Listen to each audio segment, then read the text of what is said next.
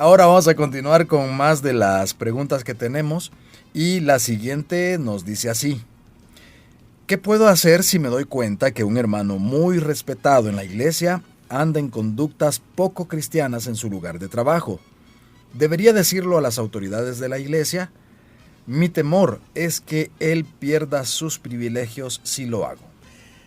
Bueno, hay que tener una perspectiva bíblica al respecto.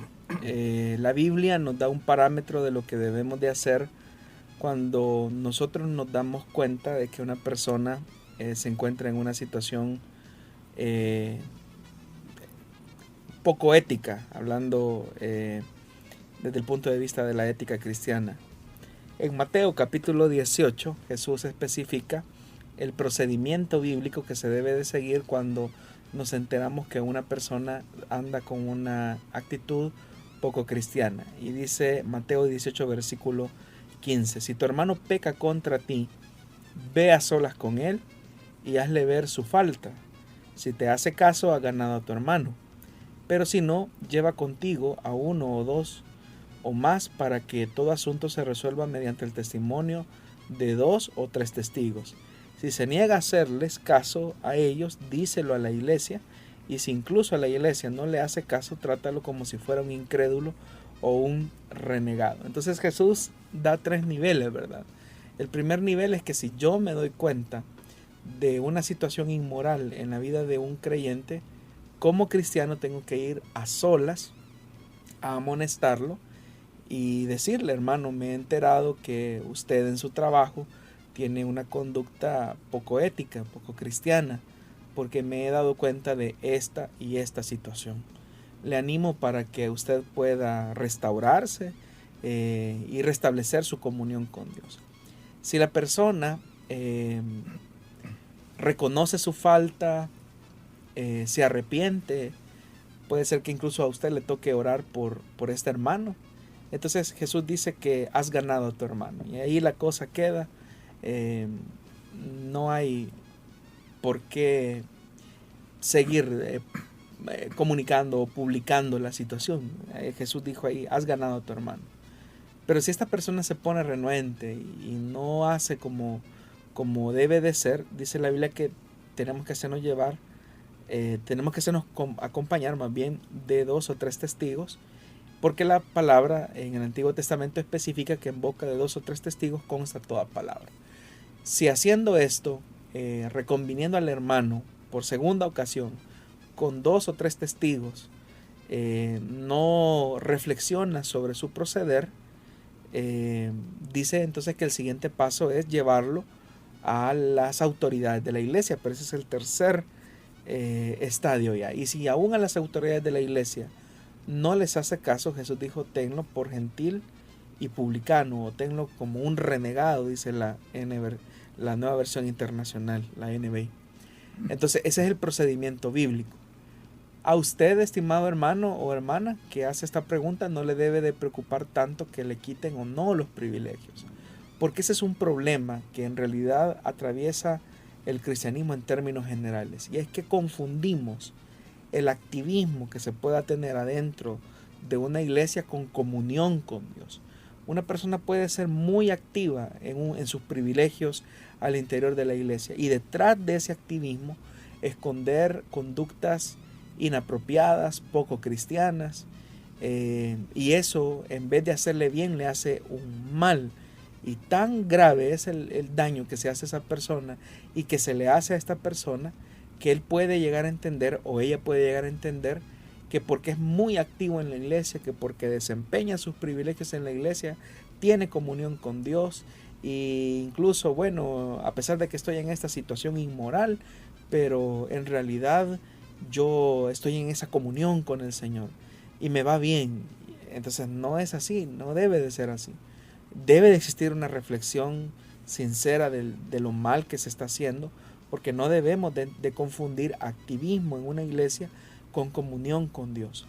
Creo que uno de los pasajes que en lo personal a mí me impresionan mucho es cuando Jesús ha llegado a Betania y se reúne con sus amigos en la casa de Marta, en la casa de Lázaro, Marta y María. Pero dice la Escritura que en esos momentos, pues parte de las acciones hospitalarias del siglo I era que a los invitados se les daba todas las atenciones posibles. Desde el momento en el que la persona llegaba, se le recibía con mucha hospitalidad, se le servía la mesa, se le compartía el pan, se le lavaba los pies, se le ungía con aceite.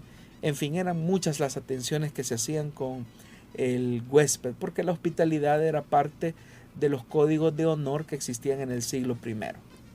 Ahora, lo que notamos en el relato, en aquel famoso relato donde Jesús le dice a Marta que estaba afanada y turbada, en realidad Marta estaba siguiendo toda la atención, estaba tratando la manera de atender lo mejor posible al maestro, pero al final cuando ella se molesta porque ve a María que está a los pies del maestro aprendiendo de sus enseñanzas, Marta le reclama, prácticamente es un reclamo hacia Jesús y le dice: maestro, no te molesta que mi hermana me deja servirte sola, es decir, es un reclamo. Pero Jesús le tiene que decir: Marta, Marta, afanada y turbada estás con muchas cosas, pero María ha escogido la mejor parte, la cual no le será quitada, dice la Escritura. Entonces vemos que en realidad María está teniendo comunión con el Señor, pero Marta está teniendo un activismo hacia el Señor, que no decimos que sea malo, pero cuando ese activismo se desvincula, o cuando ese servicio a Dios se desvincula de una comunión auténtica con el Señor, es ahí donde caemos en el activismo ciego, porque olvidamos o quitamos de perspectiva que lo que hacemos lo hacemos para servir y honrar a Dios. Entonces, cuando lo que nos preocupa más es el privilegio, más que el hecho de restablecer nuestra comunión con Dios, es ahí donde las cosas como que no están bien balanceadas. Antes que ser servidores de una iglesia, somos hijos de Dios, y lo que debe de preocuparnos más a nosotros es nuestra comunión con el Señor. Porque uno puede tener un privilegio. De hecho, que el mismo Evangelio de Mateo, más adelante, cuando se habla del juicio a las naciones, se especifica que muchos llegarán frente al Señor diciendo: Señor, en tu nombre predicamos en las plazas, echamos fuera demonios. Y el Señor tendrá que decirles que no los conoce, porque no es el activismo una garantía de comunión auténtica con el Señor.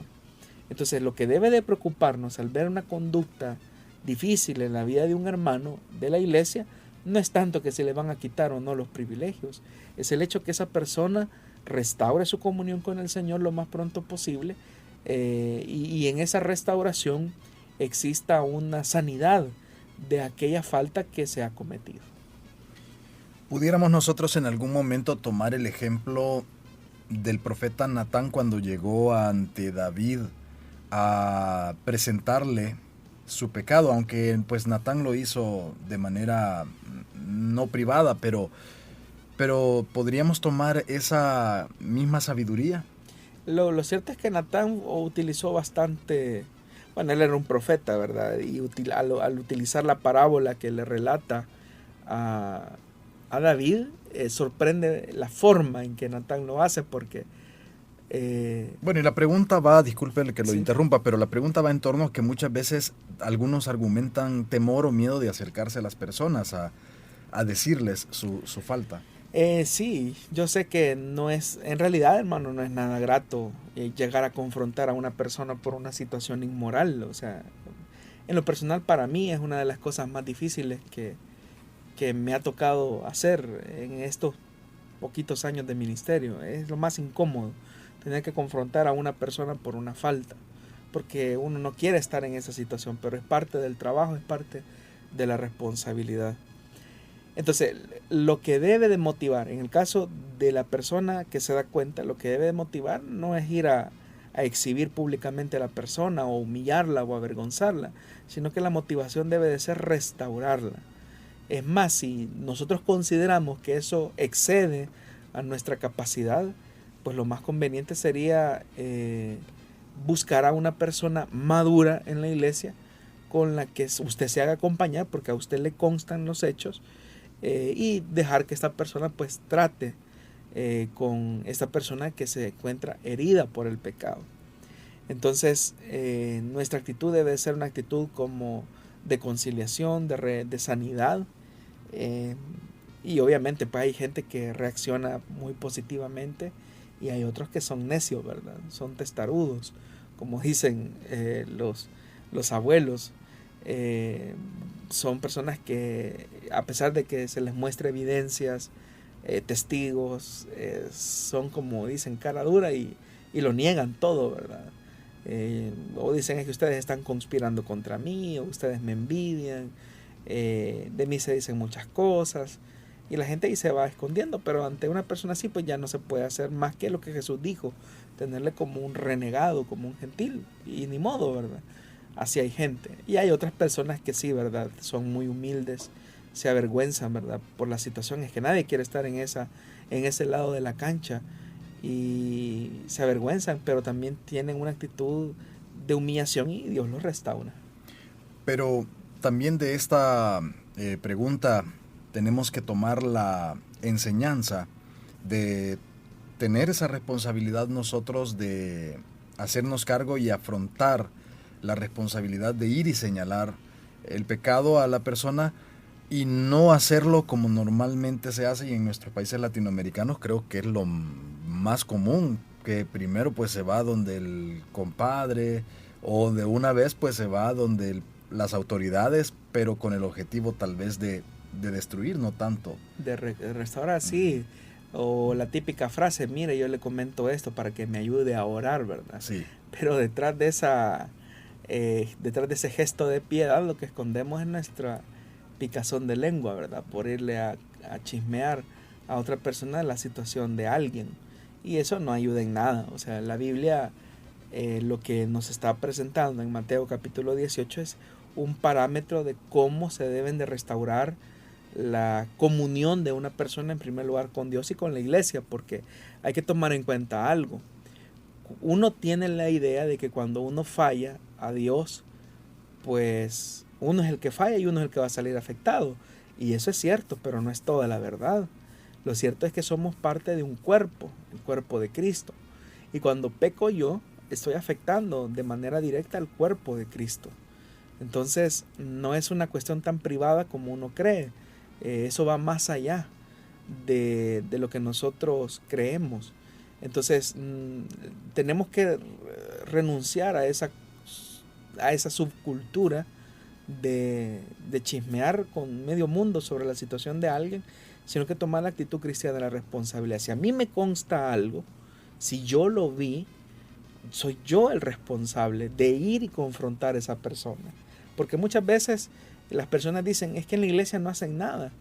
Pues la iglesia no hace nada porque usted no asume su compromiso como parte de la iglesia de lo que Dios le está pidiendo.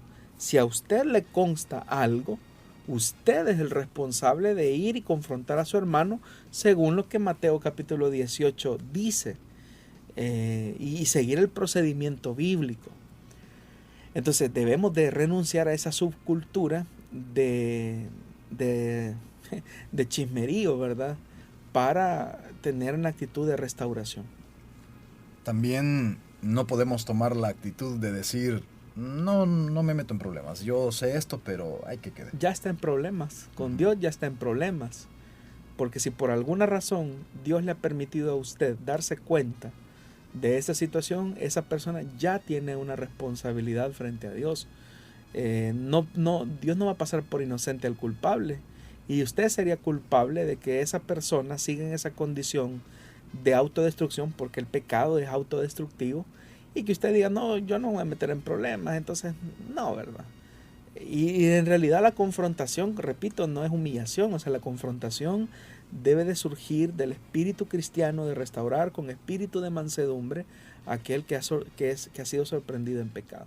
Porque es lo que normalmente ocurre. O sea, la misma palabra de Dios dice, ustedes hermanos que son espirituales, restaurad con espíritu de mansedumbre. Entonces ese es el llamado de las escrituras para cuando nos damos cuenta de una situación como esa. Vamos a ir a una pausa en estos momentos y al volver estaremos mencionando algunos de...